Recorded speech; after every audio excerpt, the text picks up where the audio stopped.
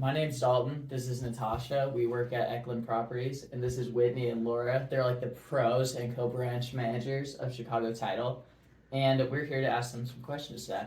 So, firstly, if I'm buying my first home, what do I need to bring to closing?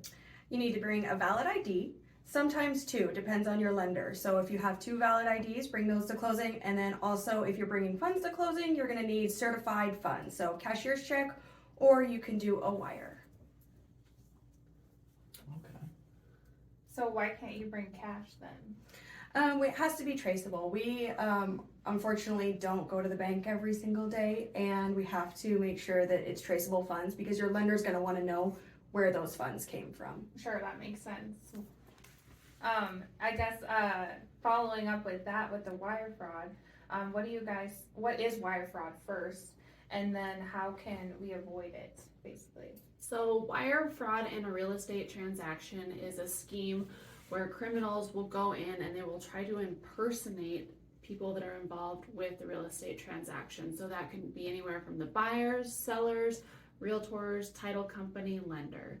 So they're going in, sometimes spoofing emails. Scary. It's very scary.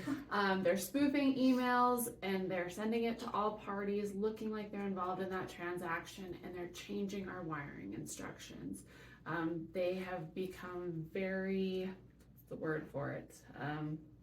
Good. They're experts on scamming. They're experts at scamming. So they're going in and they're saying that the title company has changed their wiring instructions. They're providing the wiring instructions.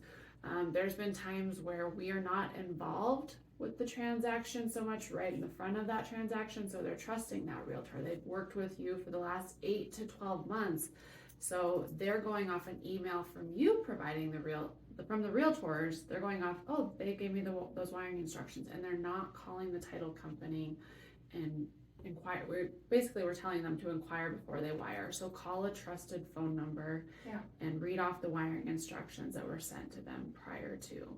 Because once that wire is initiated and they've sent it out, it's hard to get back. It's very rare that we can actually get those funds back if they've done it. And if they've wired it 3 days prior to closing, and we find out the day at the closing table, there's a good chance It's too late. It's too late. So definitely just double check with you guys before Yes. you wire. Yes. Inquire before you Inquire wire. before you wire. Definitely gonna have to remember that. Yeah.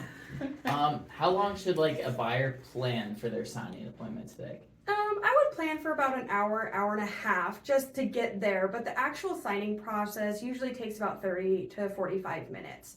Again, every lender has a little bit of different amount of documents that we're going to be signing, so a good hour and a half for travel time and getting to the office, and then during the appointment. Also want to leave some time if you know you want to really read through all of those documents, which we recommend. Give yourself a little bit more time for that. Okay. So I guess what can affect the timeline? Like what factors can affect the timeline as far as scheduling that appointment? So what can affect the timeline on the closing day? So what happens is once buyer and seller have both signed and there's a lender involved, we'll send all the documents off to the lender for funding a review and approval. So it actually has to go in a couple queues before we're actually able to record and the buyer does become the actual owner of the property. So they'll review the documents, they'll send their wire. Once we have funding approval and all funds, we release it to the clerk and recorder. They'll review it and then they will record it. So it can be an all-day process to get it actually funded and recorded and for the buyer to be the actual owner of the property. I think that's good to note the timeline because maybe not everyone is aware of what kind of process that is. Yeah, there's quite a bit that goes into it after signing is done. After the buyer signs, after the seller signs, there's quite a bit that we have to do in order to get it ready for actual recording. Which is good to know, because like it's super easy to simplify it and think it's like, I just sign it, you get keys. And it's like, absolutely. more goes into it. Absolutely. There's a ton that goes into it. And then we like to just let everybody know once everybody's signed and it's recorded that we're of record. Okay. Oh, cool. Perfect.